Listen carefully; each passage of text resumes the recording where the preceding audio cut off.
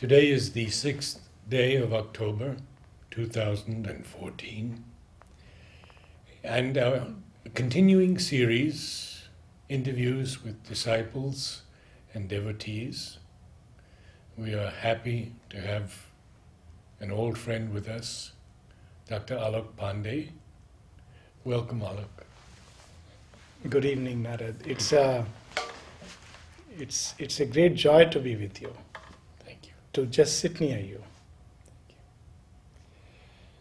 We have many things we would like to cover in the coming weeks, but I think this evening, perhaps you could tell us first a bit about your own background, and then if you can share with us how you came to know about Sri Aurobindo and Mother.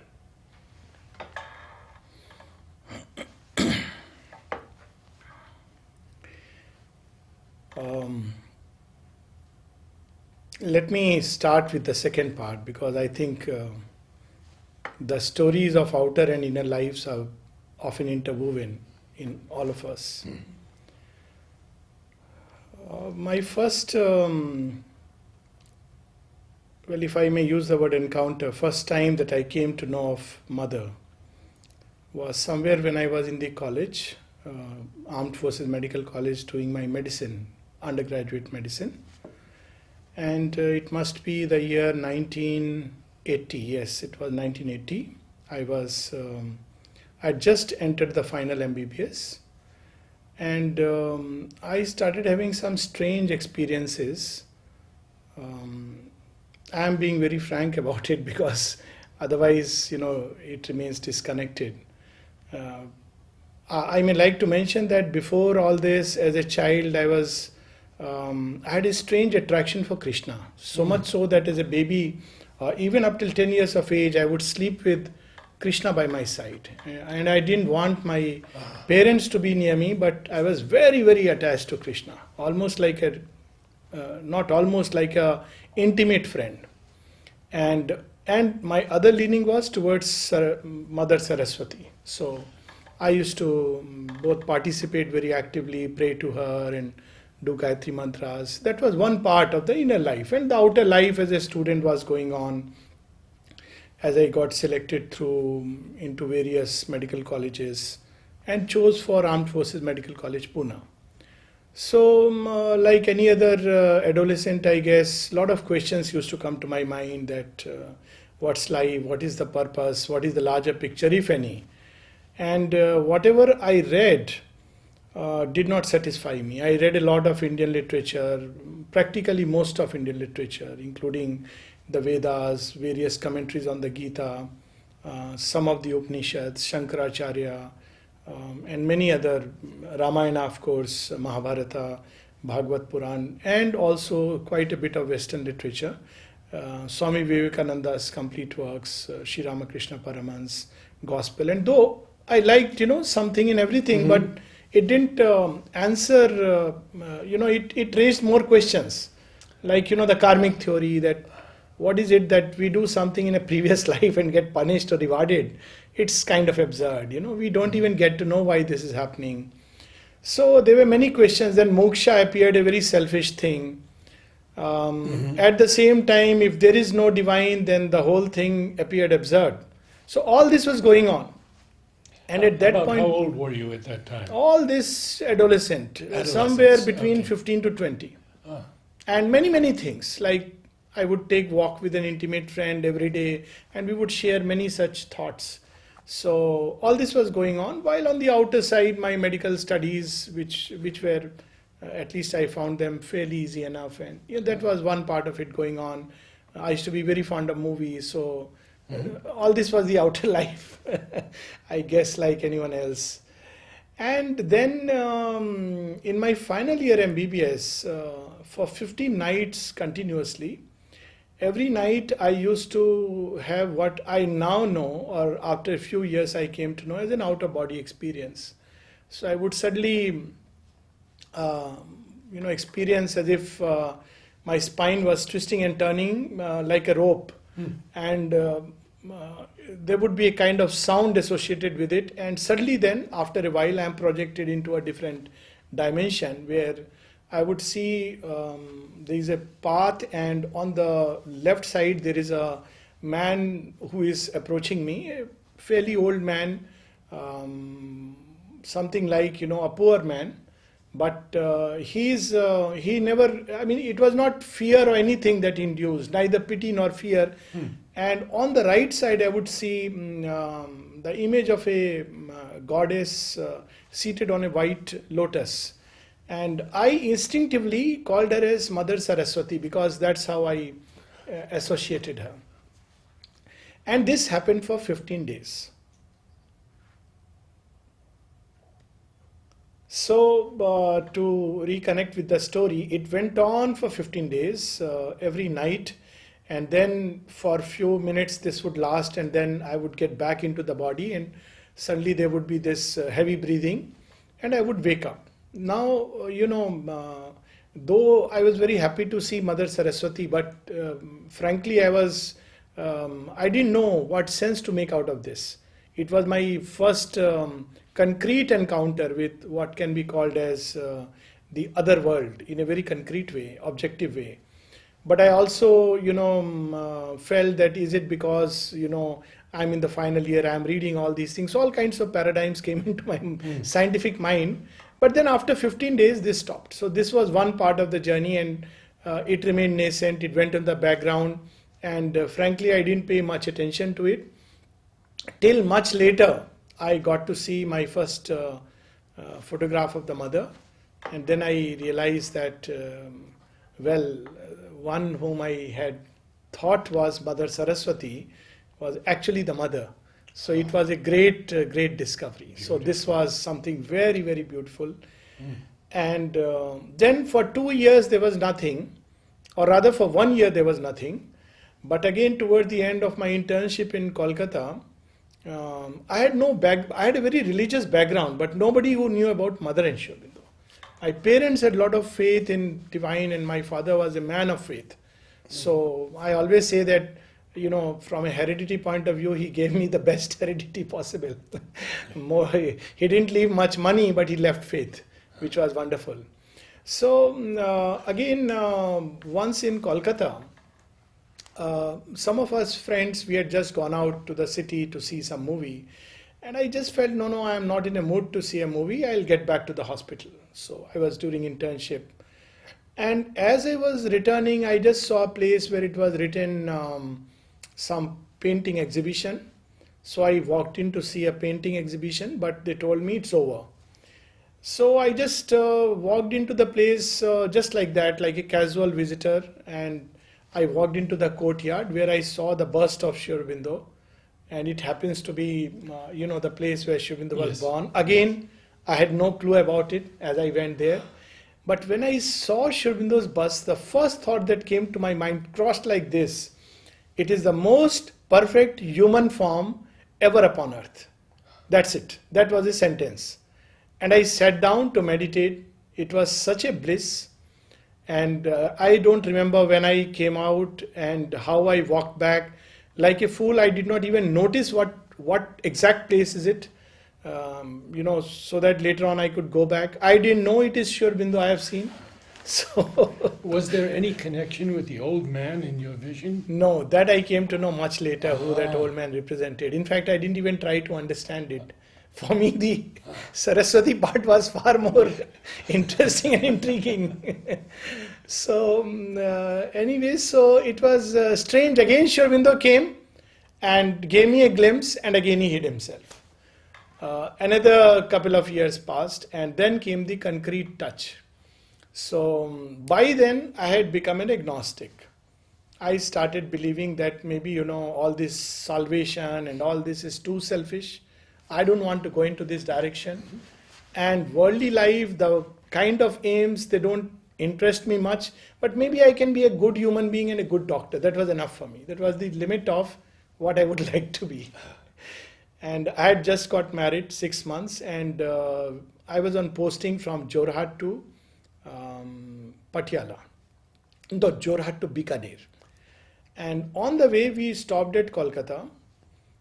In Kolkata, that day, it's an amazing day, and casually in Connaught Place, I entered a shop called Bookworm, where I suddenly saw this book, The Synthesis of Yoga, Sri Aurobindo. And I'm just wondering, after seeing that name did something, and I'm wondering, who is this yogi I have not read? Because I had an impression that I have read almost all the yogis and great men. And I said, who is this yogi I have not read who has written about yoga? So I took that book and opened, and it was written, All Life is Yoga. And it was like a mantra that I have found it. I can't describe. It was like an aha feeling. Here is my answer.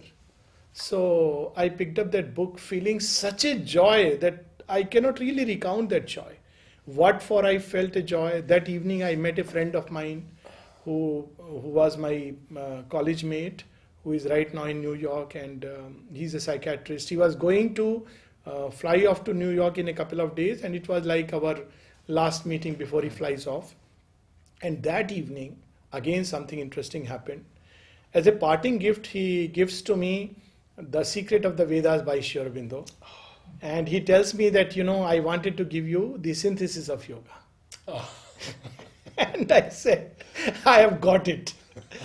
And I tell you, every chapter that I read after that was not just an answer. Then I thought I am experiencing these chapters. Now I know it was like a glimpse which was given. Experience is a very big word.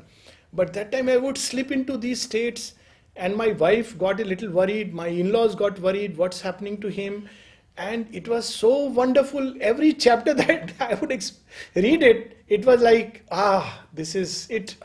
And then the rest, so many things happened. So many, whole life has been a journey of grace and mother's love. What more can I say? Now, one more thing which I may like to add, This was, of course, reading Sri Aurobindo. Till then I didn't know about mother. So these books, that especially old time books, they don't even carry a little life sketch of Sri Aurobindo. So you don't know. All that you see is that published there in Pondicherry, and it doesn't connect anything, And then suddenly Sri Aurobindo started coming from every side. Wherever I would go, somebody would suddenly talk about it, or on a table I would see something from Sri Aurobindo. Somebody's home, I would see Sri Aurobindo's picture, many such things. One day I tuned into the radio and there was a program on Auroville. Everything was pushing in that direction. So seeing my intensity of feelings, my wife suggested, why don't you find out if he is still there or not there, and how do you go? So I said, that's a good idea. So I checked out and I saw that, I have Pondicherry is the place where there is an ashram. That much I could find out. Those were days when Google search, at least I was not aware of Google search. So I found out that yes, there is an ashram, and I can go there and find out rest for myself. During that time, I got a trip to Bangalore for a brief course for 4 weeks, and I had to find a place for stay. So looking for a place to stay, I again chanced into a Sri Aurobindo center near Alsul Lake. I don't know if you have been there or not. It's a lovely place. Now relics are there. And as I entered the place, I entered because it was a beautiful place, and again it was written Nature's Art Gallery or something like that. So I was drawn to that. I didn't know there are Sri Aurobindo centers. So I just chanced and walked into one of the rooms, and I saw mother's photograph. Now the strange part is the photograph that I have seen and I recollect till date. Later on I came to know that photograph was never there, but whatever it be, they had some other photographs of Sri Aurobindo. Sitting or standing in the lotus? Sitting. No, not the same photograph on the lotus. Oh. I saw a photograph where she is sitting on the chair, but only this much bust is there. But I know it's the sitting photograph because later on I know all the photographs. So as I stood and bowed down before her, it was something very strange, and it's a bit of humor in it.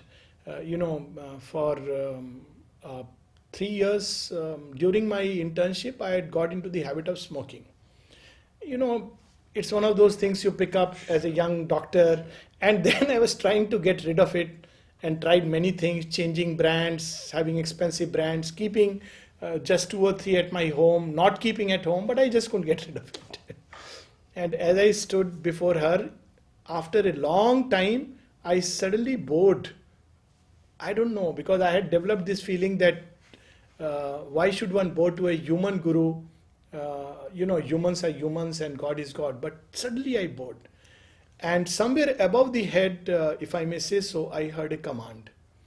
And the command is a strange command, because people hear lovely commands. I got a command, stop smoking. And the beauty is that it was not just a command, but the power came with it. And as I walked out, I was a free man, never felt the urge. And I was trying to remember that how come I'm not feeling the urge to smoke.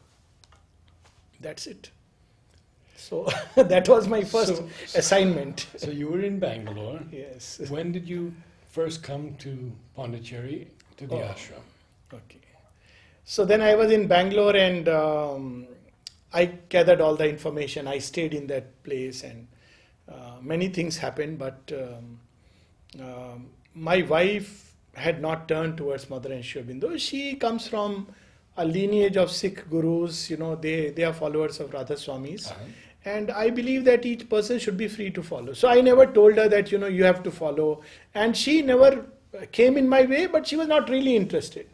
So if I would read something on Mother and Sri Aurobindo, she would be, watching television or reading something else. It was fine. But on our first marriage anniversary, so as I said, after 6 months, I came to know of the book. Within few months, I came to Bangalore, another 3-4 months. And on our first marriage anniversary, when I was in Bangalore, she said, okay, let me also come and join the Swadhyaya session with Dr. Maheshwari. Dr. Maheshwari had come there. And while he started reading on the mother, from the mother, she had an amazing experience of seeing the mother everywhere. And she started crying and crying and crying, and I wondered what's gone wrong with her. Has she gone crazy? And I asked Dr. Maheshwari. He said, no, let her sit. For a couple of hours, she kept sitting in the room, and then she came out, and then she said what happened to her. So for me, for her, of course, it was very special. For me, it was a golden gift on our first marriage anniversary. And it was like, this resolved so many difficulties, because otherwise, very well, if the wife doesn't walk with you on the path, it can be so difficult. So this was one thing which happened, and then very soon we took the journey to Pondicherry. But now, interesting thing that happened was that she doesn't believe in avatars and all, and I also, as I said, at that point of time, I didn't believe in, that worship and bowing to a human guru. So all these ideas were there. So divine has a wonderful sense of humor, as always.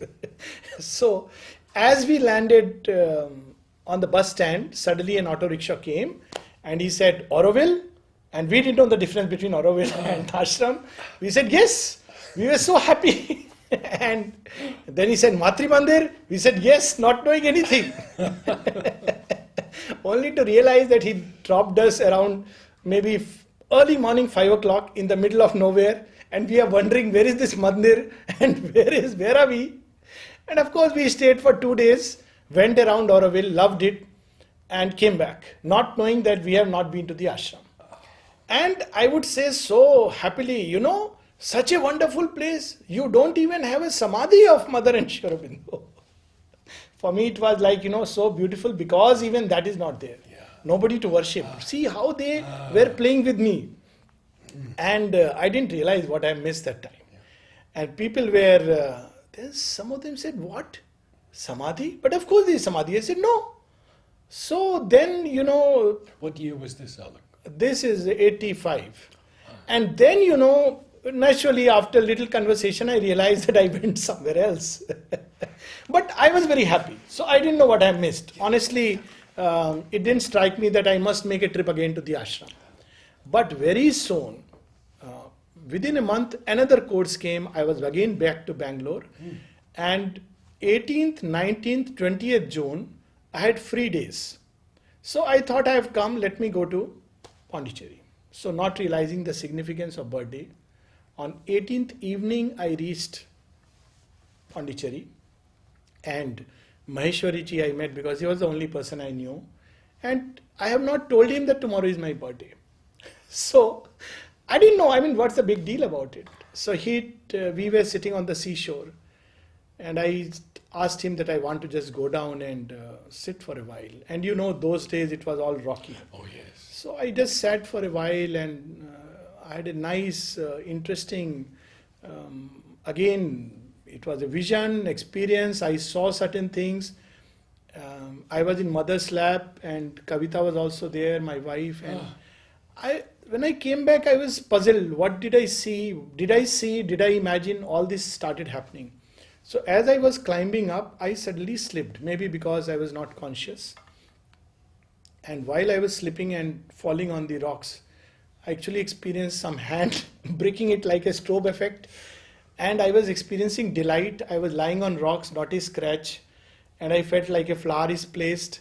And I was experiencing a lot of happiness inside, strangely, because of course of the touch. Now I understand all And this. those slippery rocks. Yeah. Very But dangerous. Maheshwari ji saw suddenly a head vanish, and he shouted, Alok. And then I came back to my normal state, and I said, I am fine. I got up, nothing.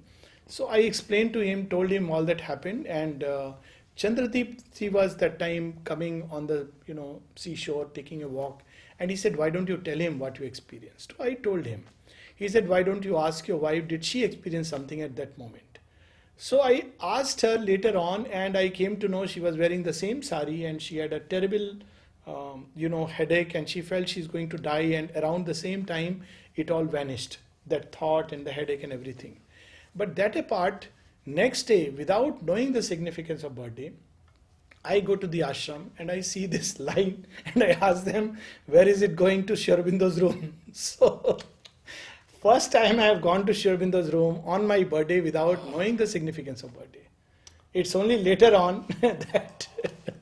So for me, it's so wonderful that if anybody asks me, when did you come to the ashram on my birthday? So my birthday is also the same day. And then, I came to know what I missed, and, it was finished. Like, since then, it's just mother, mother, mother. What can I say? But I realized how foolish man can be, how stupid his intellect can be. And when we think we are so great that we don't bow before a human being, and, we feel that not worshipping is a sign of superiority, it's such a sign of sheer idiocy. I mean, but all that I came to know after reaching Pondicherry. And when did you move here? Well, in a way, after that, I would say something of mine just stayed. I mean, she just took me in such a way and made me connect with the work. So after that, Patiala, I was fully involved with the center. It's all a story of one wonder after another. I mean, inner and outer. I mean, it's a book of wonders. I'll just share with you two things. One, when I was taking a walk in Patiala, and obviously that aspiration was born, and I'm thinking, why doesn't he come to us? Why is he so far? Why does one have to do so much sadhana? And suddenly I felt the descent of a concrete piece. And everything suddenly became very far off. The trucks and vehicles, it was a narrow road, mind you, and it was a strange experience. But the beauty of it was that though I had aspired for it, my wife also got the same experience, which we shared later on. It was like an objective, scientifically verified thing, that something concrete which can contaminate things around. We were going to watch a movie after the walk, but obviously we couldn't watch the movie. We didn't feel hungry. We didn't eat anything. We were feeling so blissful and peaceful.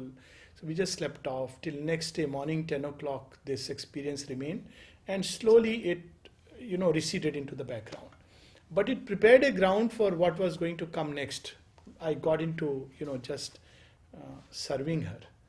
And she put me in so many ways, so much so that I started wondering whether I should do it or not. And I prayed and prayed that give me a sign that I am meant for this kind of work. And I had a very clear, experience with mother, direct mother coming and blessing. It's a long thing. The nature of work, what it is to be done.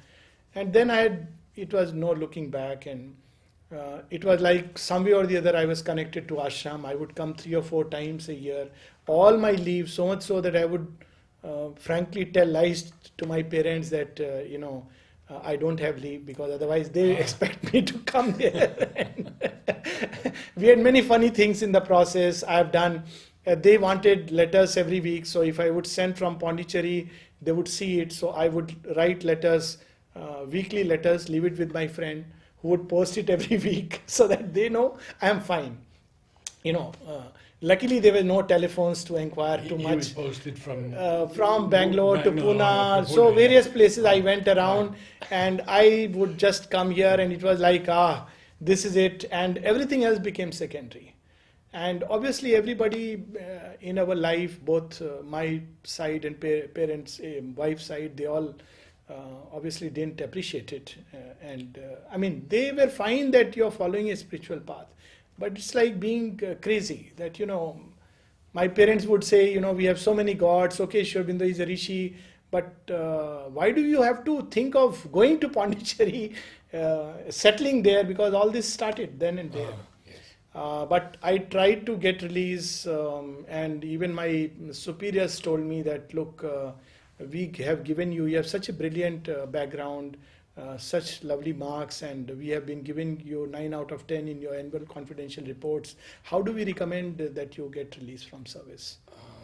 But then, it happened, and it happened after many years. Meanwhile, Yuyutsu got admission, my son.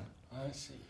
So she and Yuyutsu shifted here in 1995. But I had to be around for still another 7-8 years. Oh. Eventually in 2003 I came here for good. But before that I was so much involved with the work. Namha, going out with talks, workshops. In Delhi I was fully connected with the ashram and the work. At one point of time, Taradi told me, you stay here, you live here, and go for work from here. So they just made sure that wherever I am posted, my life was Mother and Sri Aurobindo. And that's because of her grace. Otherwise, I can't imagine such postings where, and I was thrown into the work. So, in a sense, I was rooted here. Who did you know of any of the elders in the ashram? Did you tell us a little bit about that? Well, I didn't know. Frankly, I didn't know anybody. The first one I came to know is Dr. Maheshwari, as I said, on our first marriage anniversary. Yes. By then I had already turned. But in my dream, I have seen, I have been taken by Nolnida, wearing pajama and a shirt. I didn't know he's Nolnida. Later on I came to know. To show the inner ashram. And all that he told me, some people are here, not there, some are there. I thought it's an answer to my query that why am I outside? But later on I came to know he has written about the inner ashram and the outer ashram. Yes. And I was reading Mother and Sri Aurobindo like anything. So they were my world. Even for my MD exams, I am reading Mother and Sri Aurobindo. I finished their works, finished Nalnikant Gupta later on. Every work possible, which was available that time. It was like a fire. And then the first person I think I met was Dyuman Bhai, and it was very strange. Later on I came to know we shared the birthday, and later on also there was an exchange of greetings. But I remember standing in the queue, and suddenly he came and held me by the hand and took me to his room. He said, "I like you very much, come with me." And I just didn't know who is he. But that was nice. It was a nice feeling. And he gave me, the Mother in Sri Aurobindo's facsimile writing, which he used to give. Then he gave me one, Mother in Sri Aurobindo's, those, special folders which were made, I think, on Mother's centenary. And 3-4 times he has done this.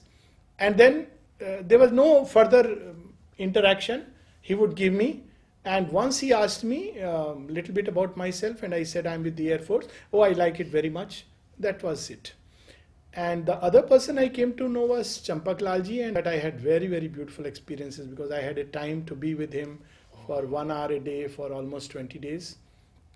And that was amazing. So many things. We all know who he is. But my first encounter with Champak Lalji was when we went for Sri Aurobindo's room darshan. By then, we had started coming. And then I remember they asked me Champaklal also, because there was that place where he used to also be there, and there used to be something like a Champaklal darshan, and they would write C, Bansidharji. I said yes. So till then I didn't know. That was my first encounter. So after Shirminder's room darshan, we went into Champaklalji's, his darshan. And as I stood in front, he, I am told, did not allow to touch his feet. Both of us touched his feet, and it was amazing. I mean, if I may use a modern phrase, mind blowing. It was like it's not a body but all light. Both of us felt it. My wife burst crying, and I felt that everything vanished except a point in the center of my heart. There was no other eye. So, and then he gave those flowers and blessings, and again, whole day, no appetite for anything, just bliss and peace. That was my first encounter. Apart from them, I haven't really met anyone much. I mean, later on, I came to know many seniors, Arbinda, but not Nolida, as I said, in fact, 3-4 times I have had. Yes, so I didn't meet anyone of that generation. But he was already gone when he gave you the experience. Yeah, he was already. The body was gone. I think so. 86. 86 Yes. This experience I had in 87, if I'm not mistaken. Around 87, because I remember the New Year music. So some of these people I met later on. Of course, anyone coming from the ashram would come to our place, stay there, even have dinner there. Among the present ones, Parikshit Da has come, Richard has come, quite a few people have come like that. They would come, and we used to feel such a joy that somebody has come from the ashram. So it was like, always felt part of the ashram. And so many things happened. The life was centered around her. And all because of her grace. I couldn't have imagined a more beautiful life where being outside from morning till night, it was she or her work. That's it. When did you first receive the inspiration, if I might say, to speak on Sri Aurobindo and Mother?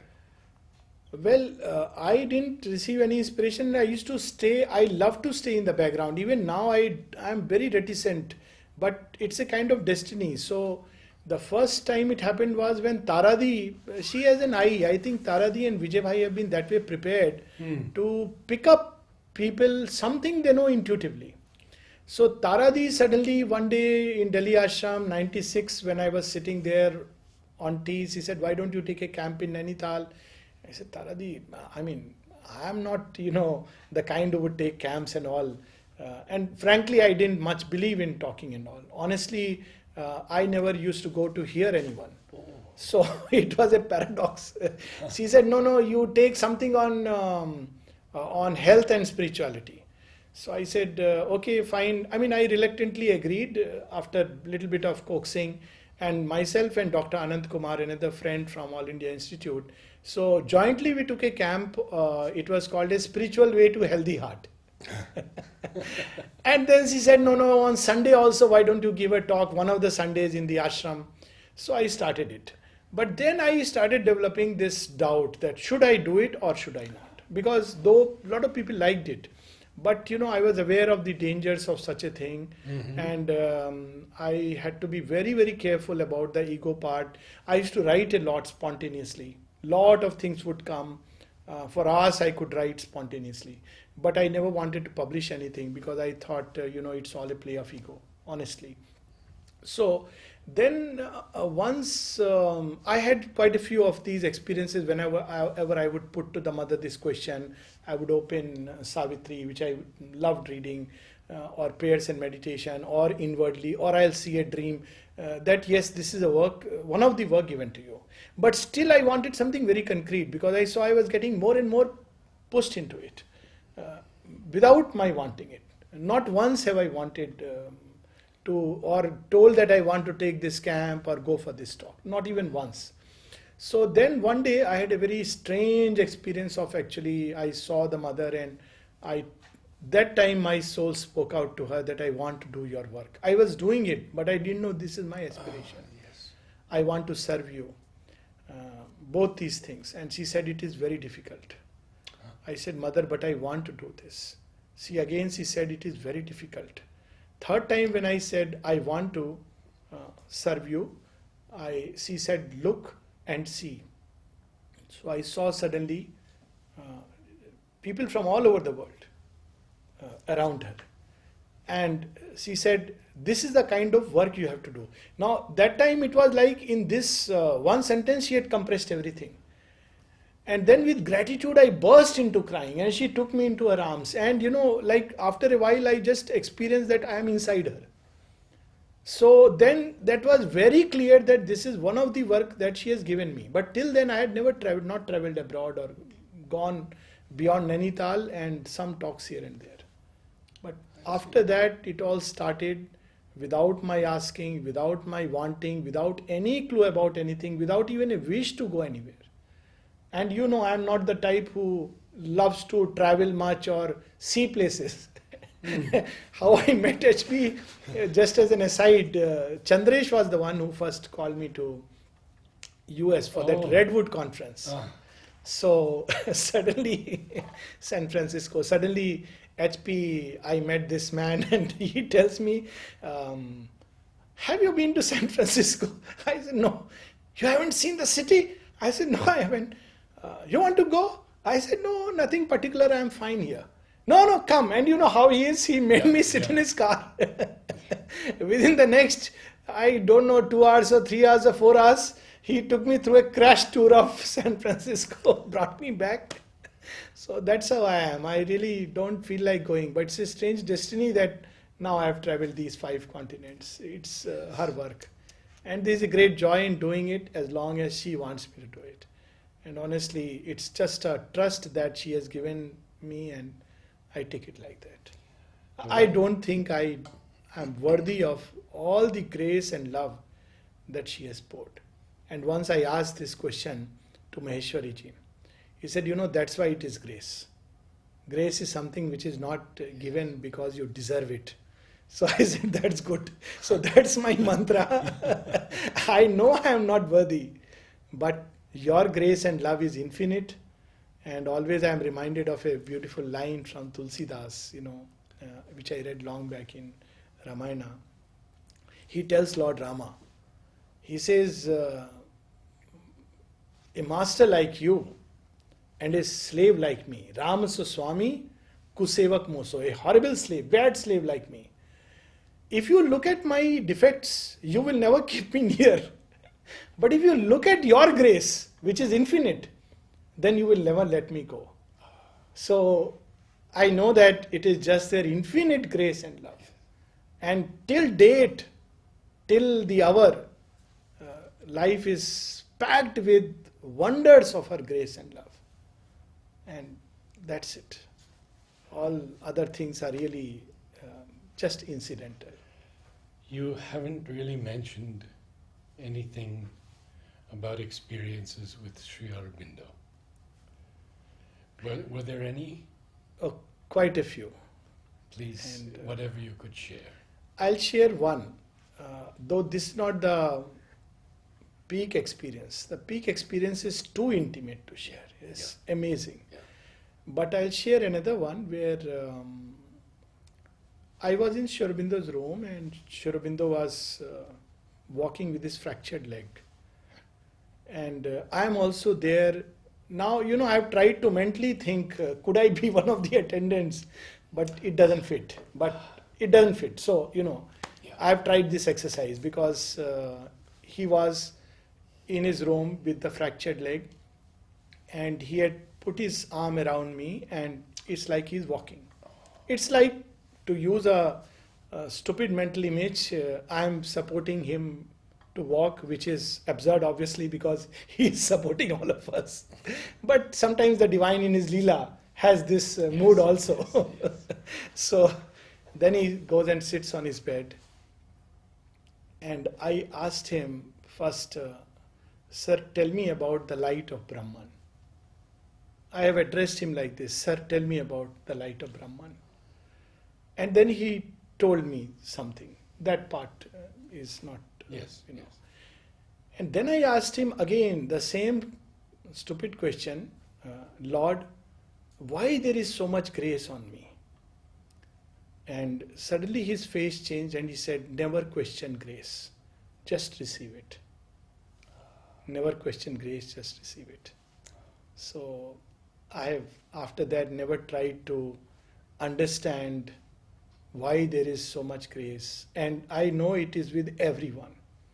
So one thing which I have tried my best, I really believe this grace is with everyone. Nobody is deprived of this love and grace. So I can't even say that it's true that initial couple of years I used to try to find and like an idiot feel that is there something by chance special about me? Till they knocked my head, put me back to senses. Don't even entertain such a thought remotely. Because grace is grace. And what are we human beings? If I really look at their infinity, it's like I give this simile sometimes in my talks. We are like straws floating on the ocean of their love. They carry us. So it's just grace. So quite a few experiences with Sri Aurobindo and the mother, both. Well, you are wrapped in their grace. Just that. I mean, in one word, it is grace and love, mother's love. And I only feel if I could love her even with a fraction of that love, and I have only this one aspiration that, frankly, I mean, supramental is wonderful because it gives sense to the world to that extent. But that's not what I aspire for, supramental or transformation or any of these things. I just want to live for her and serve her for lives after lives. Till my last breath, I want to be conscious of her. And I don't mind coming again and again 1,000 times. But from the first moment, this is my condition. I have put it to her. I know it's a difficult condition, but for the divine, nothing is impossible. That from my moment of birth, I want to be conscious of you. I don't mind coming 1,000 times. Long back, I wrote a poem. You know, I do write poetry, Yes. Hindi and English. And it started like that. 1,000 times shall I return from distant lands of sheltering sun, till every dust and every grain is molded into the perfect one. So this was published in Mother India also, long back. This was the first English poem after I turned towards Mother India. So that's my aspiration, to come again and again. Serve her and love her with all my being. Well, it has been a deeply inspiring evening, and I hope that next time perhaps we could take up something on Savitri. Yes, it's a joy. Thank you. Thank you so much to, it's not about just sharing and recounting. Yes. You bring back all those states. Once again, you feel the same contact, the same embrace, which anyways is there, but it becomes concretized. So thank you so much. Thank you, Sushil.